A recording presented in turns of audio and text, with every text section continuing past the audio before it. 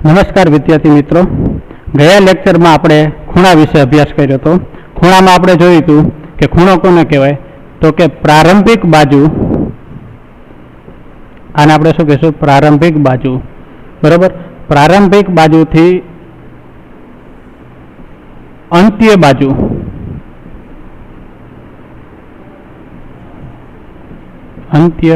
बाजू एनी वच्चे जे बने छे અહીંથી આપણે પરિભ્રમણ કરીએ બરાબર ને જે બને છે એને આપણે આને શું કહીશું આપણે ખૂણો કહીશું બરાબર। આને આપણે શું કહીશું ખૂણાનું શિરોબિંદુ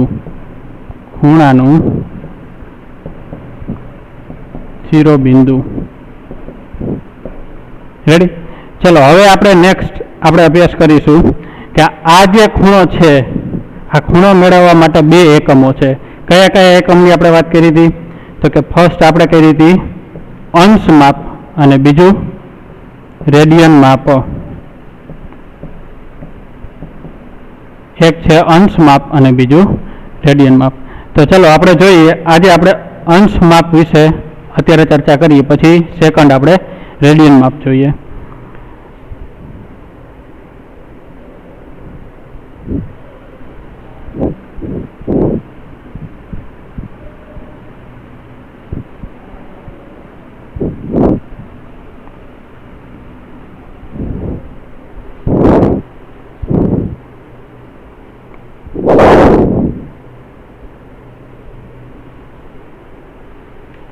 तो જોઈએ फर्स्ट अंश माप।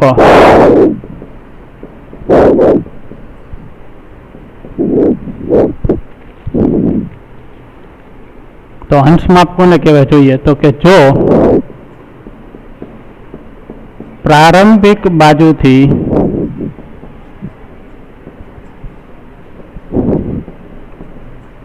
अंत्य बाजू सुधीनु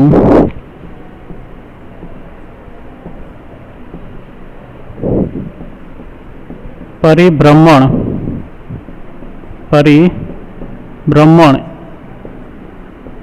एक पूर्ण परिभ्रमण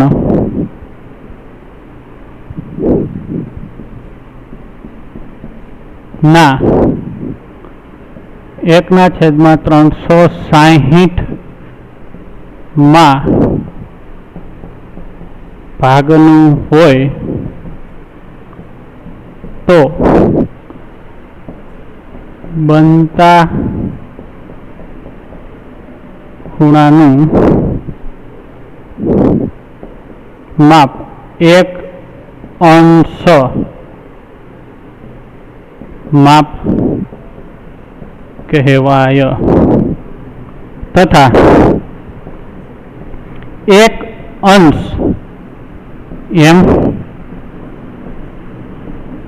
लखाय। चलो अंश माप में जोईए शू कहे छे जो प्रारंभिक बाजू थी अंत्य बाजू सुधीनुं परिभ्रमण एक पूर्ण परिभ्रमण ना 1/360 માં ભાગનું હોય तो बनता खूणानुं माप 1 अंश माप कहेवाय। तथा एने 1 अंश ने केवी रीते आपणे लखीशुं 1 अंश आवी रीतना 1 करी अने उपर मींडुं बराबर ने।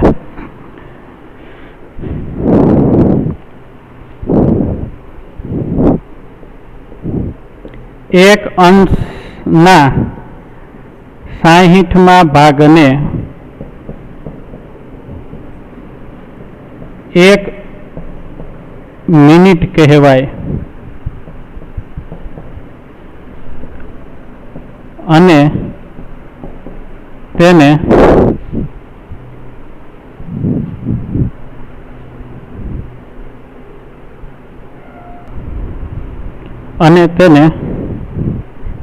एक डेश 1 અને ઉપર ડેશ કર્યો એટલે આનો મીનિંગ શું થયો 1 મિનિટ એમ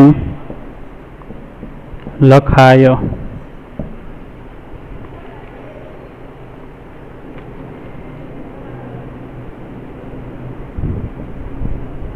एक मिनिट ना 60 भाग ने 1 सेकंड કહેવાય અને તેને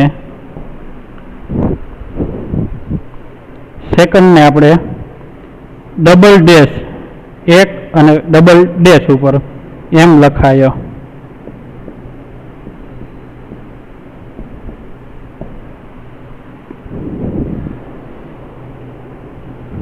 ટૂંકમાં 1 બરાબર 60 મિનિટ. 1 બરાબર 60 મિનિટ અને 1 મિનિટ બરાબર 60 સેકન્ડ. સમજાણું?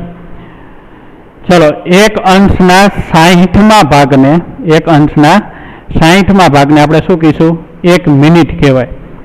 જો આપણે લખ્યું 1 = 60 મિનિટ, બરાબર. અને આપણે મિનિટને આપણે આવી રીતે ડિનોટેડ આવી રીતે આપણે લખીશું. એના પછી આપણે 1 મિનિટના 60માં ભાગને 1 મિનિટના 60માં ભાગને 1 સેકન્ડ કહેવાય. સેકન્ડને આપણે ડબલ ડેશ વડે દર્શાવીશું. ટૂંકમાં આપણે જોઈએ તો 1 બરાબર 60 સેકન્ડ, સોરી 1 બરાબર 60 મિનિટ અને 1 મિનિટ બરાબર 60 સેકન્ડ. ક્લિયર?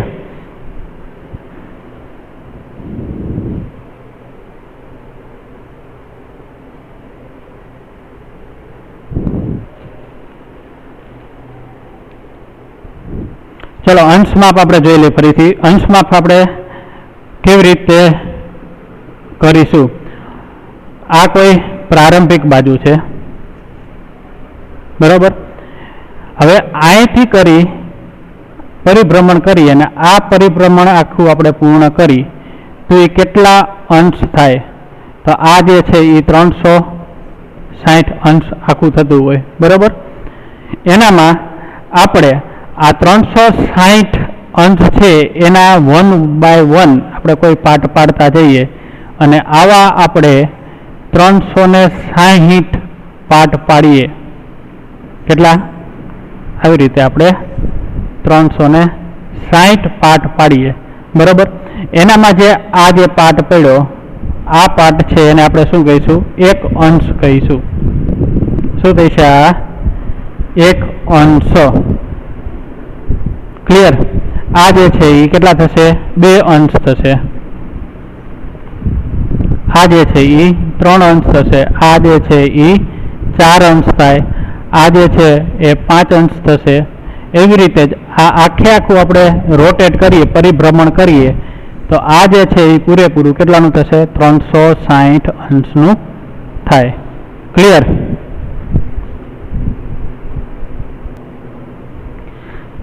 ચલો, આગળ આપણે જોઈએ તો કોઈ આ પ્રારંભિક બાજુ છે, બરાબર.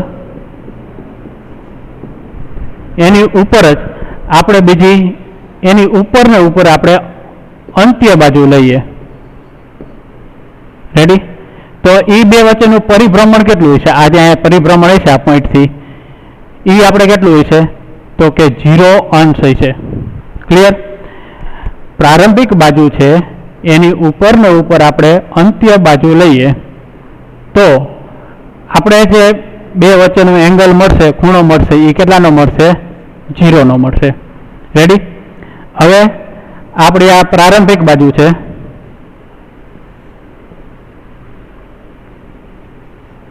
આ શિરોબિંદુ છે, બરાબર. અહીંયાથી આપણે આવી રીતનું લઈએ, કાટખૂણો લઈએ તો આ જે એંગલ છે એ કેટલાનો થશે? 90 અંશનો થાય. ક્લિયર? આ જ આપણે લઈએ.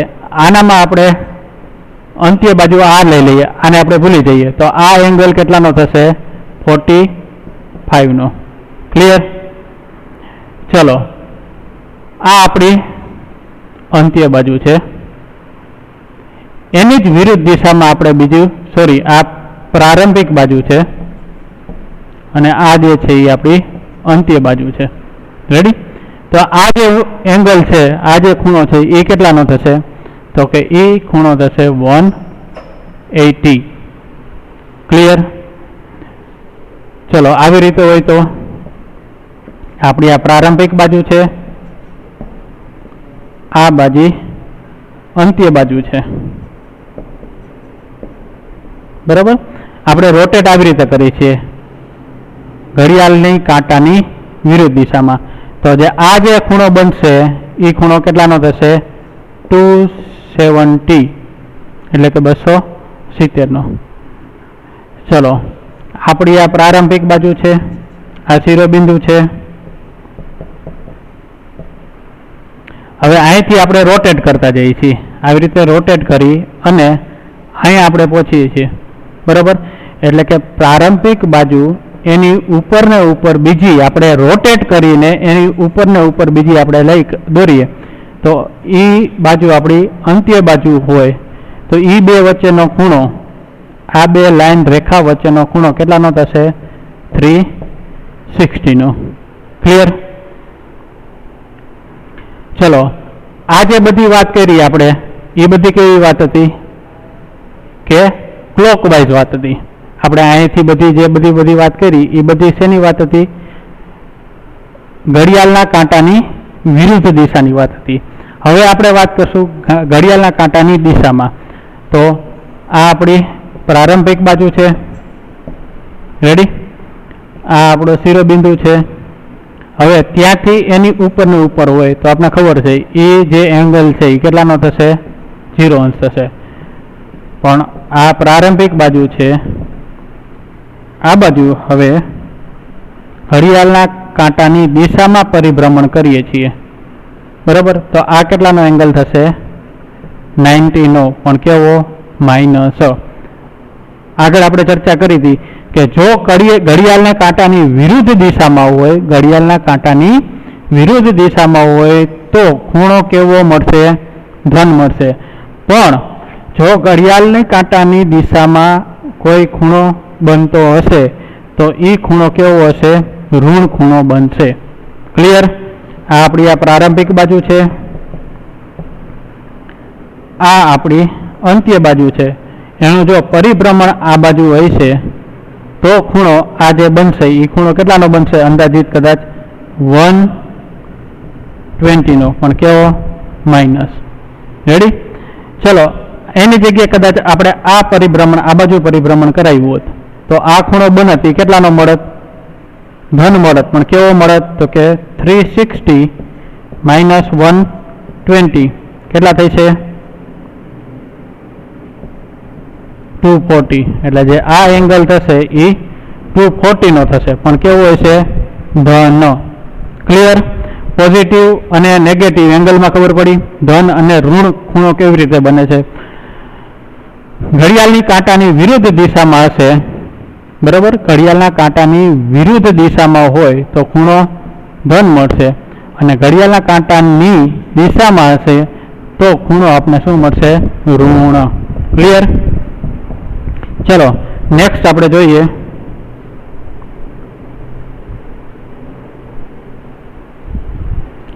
આ આપણે જે વાત કરી એ હતી અંશ માપ.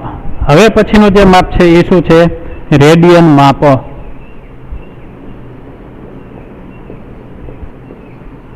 રેડિયન માપ. ચલો રેડિયન માપ કોને કહેવાય જોઈએ આપણે.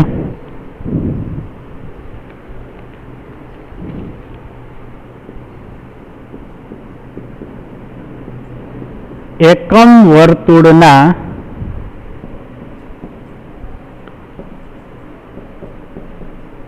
કેન્દ્ર આગળ એક એકમ વૃત્તીય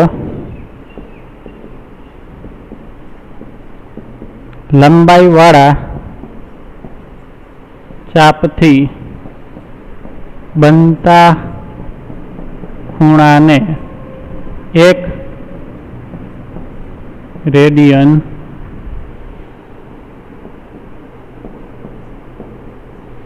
કહેવાય. ચલો જો એકમ વર્તુળના કેન્દ્ર આગળ, એકમ વર્તુળ એટલે તો પેલા આપણે એ ખ્યાલ આવવો જોઈએ કે એકમ વર્તુળ કોને કહેવાય. તો કે આપણે एक्स અને वाय अक्ष આપણે લઈએ. આ જે આપણી છે એ एक्स एक्सिस છે, આ આપણે वाय एक्सिस છે. એનામાં એકમ વર્તુળ એટલે કે આ જે અંતર છે એ એક હોય, અહીંયાથી આ એક એકમ હોય, બરાબર. આ એક એકમ હોય, આ એક એકમ હોય, અહીંથી આ અંતર એક એકમ હોય અને અહીંથી આ અંતર એક એકમ હોય. અને જે આપણે આને શિરોબિંદુ નહીં પણ આને શું આપણે ઉગમ બિંદુને કેન્દ્ર રાખીને અહીંયાથી આપણે આ સર્કલ ડ્રો કરીએ, બરાબર. આ વર્તુળ આપણે બનાવીએ તો કે આ જે વર્તુળ બનશે એ શું હોય છે? એકમ વર્તુળ. અહીંથી આ અંતર કેટલું હોય છે? 1. એક્સ એક્સિસ ઉપર છે એટલે શું થઈ છે? 1 0. અહીંયા શું આવશે તો કે -1 0. સોરી, અહીંયા જે આવશે એ આવશે -1 0. અહીંયા જે આવશે એ આવશે 0 1, બરાબર. અને અહીંયા જે છે એ 0 -1. રેડી? તો કે એકમ વર્તુળના કેન્દ્ર આગળ આ એનું જે વર્તુળનું શું છે? કેન્દ્ર છે, બરાબર. હવે આને આપણે અહીંયા આપણે ડ્રો કરીએ, અહીંયા આપણે દર્શાવીએ.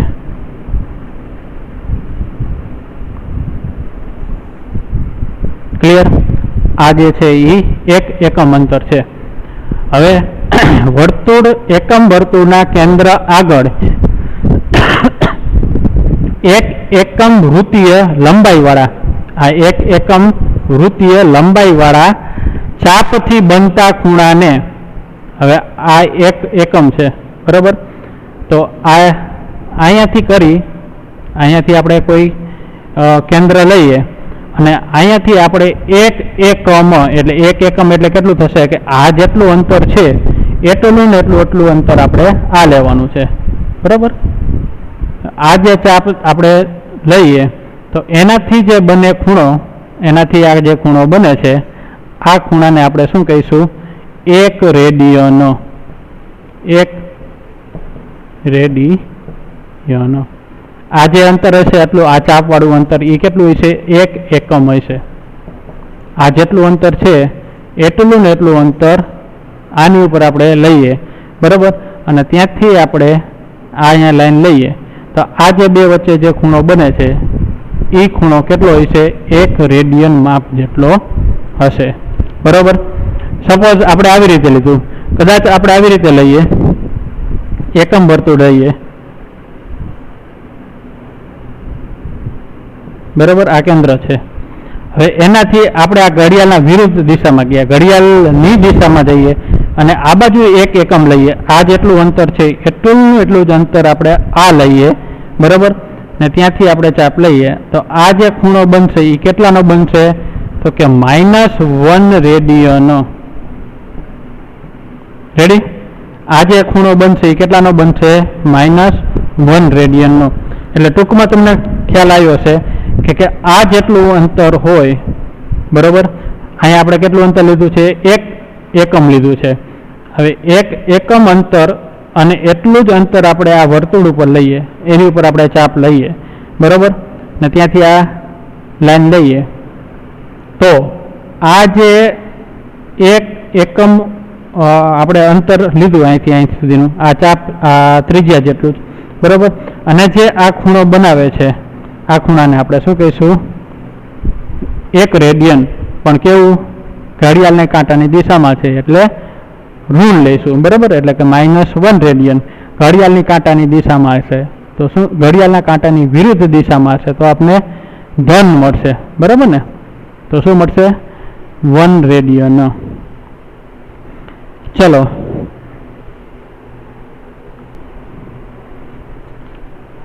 આગળ જોઈએ તો આપણે વ્યાપક રીતે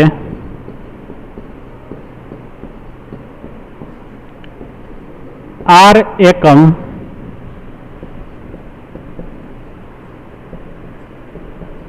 ત્રિજ્યાવાળા વર્તુળમાં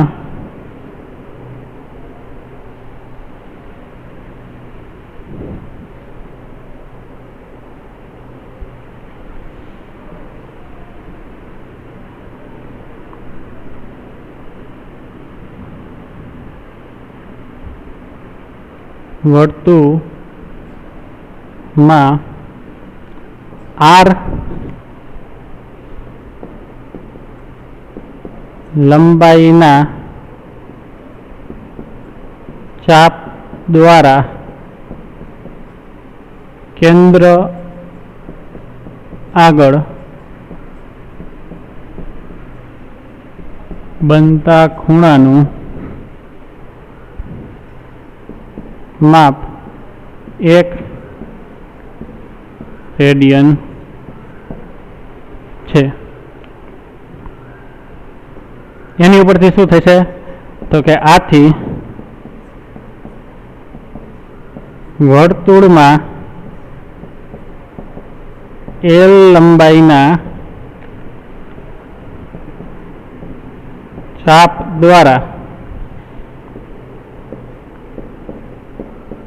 બનતા ખૂણાનું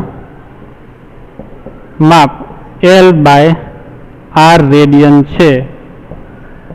બરાબર, L/r રેડિયન થાય.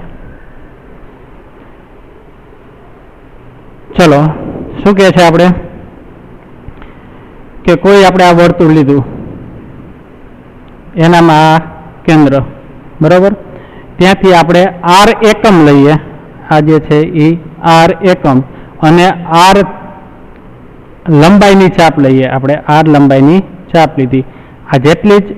આ જેટલું જ અંતર છે, આ જેટલું જ માપ છે એટલા જ માપની આની ઉપર લઈએ, અને આ જે ખૂણો બનશે એ ખૂણાને આપણે શું કહીશું? 1 રેડિયન. બરાબર. હવે એની ઉપરથી જોઈએ તો કે આથી વર્તુળમાં L લંબાઈના ચાપ, હવે L લંબાઈનો ચાપ લઈએ. આ જે છે એનામાં આ કેન્દ્ર છે, બરાબર. L લંબાઈના ચાપ દ્વારા, એટલે કે આ L લંબાઈની ચાપ લઈએ. આ આપણે ખબર નથી આ કેટલું છે, બરાબર. આ જે છે એને આપણે શું કહીશું? ત્રિજ્યા, એટલે કે રેડિયસ r. આ જે છે આપણું r છે, બરાબર. આ આપણે L ચાપ લઈએ છીએ, L લંબાઈની ચાપ. તો આપણે આ જે ખૂણો મેળવવો છે તો એ ખૂણો શું મળશે? તો કે L/r મળશે. આ ખૂણાને આપણે થીટા કહીએ, તો થીટા ઇઝ ઇક્વલ ટુ, આની ઉપરથી શું થશે? તો કે થીટા ઇઝ ઇક્વલ ટુ આપણે શું મળશે? L/r. ક્લિયર? આની ઉપરથી આપણે એમ કહી શકીએ કે r is equal to L/θ, અથવા તો આની ઉપરથી આપણે એવું કહી શકીએ L is equal to r θ. એટલે આ ફોર્મ્યુલા તમારે યાદ રાખવાની છે. Theta is equal to L/r. એક આ મેન ફોર્મ્યુલા છે, આ ફોર્મ્યુલા યાદ રાખી લો. આની ઉપરથી આપણે દાખલા ગણવાના થશે. ક્લિયર? ચલો, હવે આપણે નેક્સ્ટ ટાઈમ જ્યારે મળીએ ત્યારે અંશ માપ અને રેડિયન માપ વચ્ચેનો સંબંધ શું છે એના વિશે ચર્ચા કરીશું.